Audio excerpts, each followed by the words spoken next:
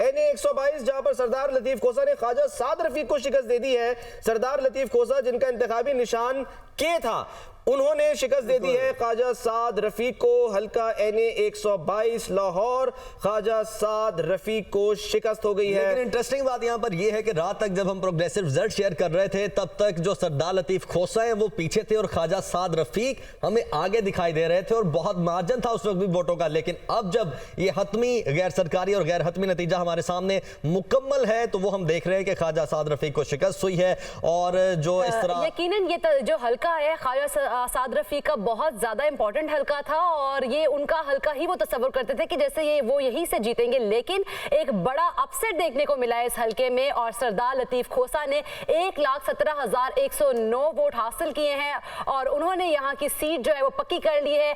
NA-122 का हल्का लाहौर का बड़ा अहम हल्का तस्वर किया जा रहा था जहां पर ख्वाजा साद रफीक को शिकस्त हो गई है। जी बिल्कुल, ये बड़ा हल्का था। सरदार लतीफ खोसा ने ख्वाजा साद रफीक को शिकस्त दी। 1,17,109 वोट लेकर सरदार लतीफ खोसा कामयाब करार पाए हैं। उन्होंने सीट पक्की की है। हल्का NA-122 लाहौर से ख्वाजा साद रफीक को शिकस्त। इसी पर हम बात करते हैं पाकीज़ा और मोहम्मद अशफाक हमारे साथ मौजूद हैं, उनकी तरफ जाएंगे।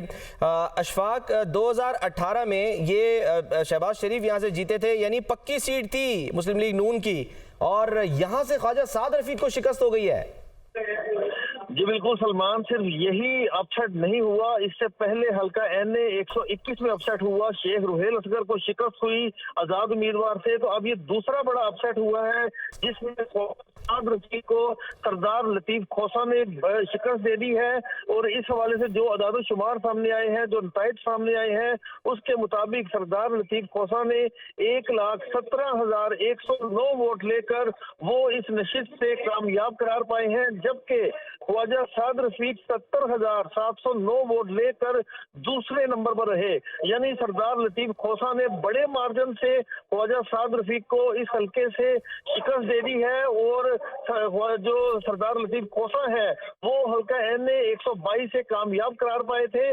ये भी मैं आपको यहाँ पर बताता हूँ कि इससे पहले जब NA-122 के कागजात जमा हुए थे तो बानी PTI ने इस हल्के से इलेक्शन लड़ना था, लेकिन उनको सजा याफ्ता होने की बुनियाद पर इलेक्शन के लिए नाअहल कर दिया गया था और फिर सरदार लतीफ खोसा को चुना गया कि वो इस हल्के से ख्वाजा साद रफीक के मुकाबले में इलेक्शन लड़ेंगे। तो इस वक्त जब नताइज ये सामने आए हैं तो इस हवाले से सरदार लतीफ खोसा ने ख्वाजा साद रफीक को शिकस्त दे दी है। सरदार लतीफ खोसा 1,17,109 वोट लेकर कामयाब करार पाए हैं। इससे कबल जो दूसरा बड़ा अपसेट हुआ था वो ये हुआ था कि शेख रुहेल असगर की जो कौमी असम्बली की नशिस्त थी, जो हर मरतबा जीतते आए हैं, वो अपनी नशिस्त हार गए हैं। और यूं लाहौर से कौमी असम्बली की 2 नशिस्तें मुस्लिम लीग नून को इस हवाले से बड़ा नुकसान उठाना पड़ा। बहुत बड़ा अपसेट है और सरदार लतीफ खोसा जो है वो अपने मौक्कल को तो नहीं जिता सके थे, लेकिन यहाँ पर खुद जीत गए हैं वो। लेकिन यहाँ पर एक और इंटरेस्टिंग फैक्ट है, आखिरी दिनों में इलेक्शन कैंपेन के आखिरी दिनों में इलेक्शन से चंद दिन पहले पाकिस्तान तहरीक इंसाफ के साथ जो इनकी एफिलिएशन थी उस पर भी क्वेश्चन उठना शुरू हो गए थे, लेकिन इसके बावजूद आप देखें कि इतने बड़े मार्जिन से वो यहाँ पर फतेहयाब हुए हैं। अशफाक, आप सुन पा रहे हैं? जी बिल्कुल, लाहौर का हल्का NA-122 है। मैं इससे पहले भी बानी PTI ख्वाजा साद रफीक के मुकाबले में इलेक्शन लड़ चुके हैं और इस मरतबा जब इलेक्शन लड़ना था तो बानी PTI और सरदार लतीफ खोसा दोनों की जानिब से कागजात जमा करवाए गए थे। और जब बानी PTI को इस हल्के से अहल कर दिया गया तो एक और बहुत दिलचस्प बात यह है कि मुस्लिम लीग नून के रहनुमा मियां नसीर ने जो बानी PTI के खिलाफ वो कैंपेनर थे तो उन्होंने उनकी दरख्वास्त पर इनको नाअहल किया गया था, वो भी आज अपने हल्के से शिकस्त खा गए हैं। PP 157 से सूबाई असम्बली का हल्का है, वहां से मियां नसीर को भी शिकस्त हो गई है। और इस हल्के में NA-122 में ख्वाजा साद रफीक को शिकस्त हुई है और बड़ी नशिस्त थी। ख्वाजा साद बहुत करीब तस्वुर किया जाता है, अक्सर औकात जो है वो साथ उठना बैठना, ख्वाजा साद रफीक का और मियां नसीर का महफिल में अक्सर जो है वो साथ दिखाई देना, कहीं पे अगर कोई कॉर्नर मीटिंग है तो उसमें भी साथ दिखाई देना, और साथ साथ ही हार गए दोनों। जी बिल्कुल, मियां नसीर जब कंप्लेनेंट बने बानी पीटीआई के खिलाफ, तो उस वक्त उन्होंने ये कहा था कि हमारी तो बहुत अच्छी कैंपेन है, हम इलेक्शन जीतेंगे। तो आज जब नताइज सामने आए हैं, वो तो इंतहाई हैरान कुन नताइज हैं। यही वजह थी अशफाक, यही वजह थी, चहमगोइयां हो रही थी जब सरदार लतीफ खोसा जो है वो केसेस के लिए नहीं जा रहे थे, तो ये चहमगोइयां हुई, ये अफवाहें उड़ी कि जी उनको शायद केसेस से अलग कर दिया है, बानी चेयरमैन की जानिब से अलग कर दिया गया है। लेकिन फिर बाद में जो है वो क्लैरिफिकेशन आई कि नहीं भाई, उन्होंने अपनी कैंपेन चलानी है, इसलिए वो जो है वो केसेस के लिए नहीं जा रहे, नहीं पेश हो रहे। तो ये हम कह सकते हैं कि उस वक्त स्ट्रैटेजी थी कि जी वो हल्के में निकलें और जाकर वो अपनी भरपूर कैंपेन चलाएं और भारी मार्जिन से कामयाबी हासिल करें।